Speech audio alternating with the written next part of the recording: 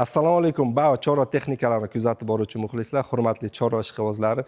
Bugungi ko'rsatadigan universal drabelkamiz yana bir xilini ko'rsatib o'tamiz sizlarga. Qani ketdik. Bu universal drabelkamizning eng muhim joylariga keladigan bo'lsak, motorlar 4 kW bilan jihozlangan, oborotlar 3000 oborot, soatiga 300 kilodan 500 kilogacha har xil bo'lgan yemlarni chiqarib beradi.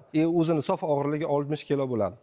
Bunkerga keladigan bo'lsa, bu yerdan donlarni tashlaysiz, har xil don mahsulotlarini bu yerdan sutali mahsulotlarni tashlaysiz. Hashay o'tkazmoqchi bo'lsangiz, ho'l quruq hashay o'tkazmoqchi bo'lsangiz, mana bu yerdan tashlaysiz olib.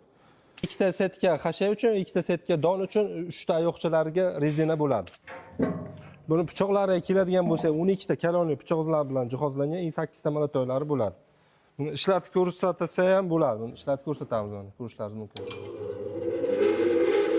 Hech qanaqa shum yo'q. Narxlariga keladigan bo'lsa, narxlar 2 ming so'm bilan yetkazib beramiz.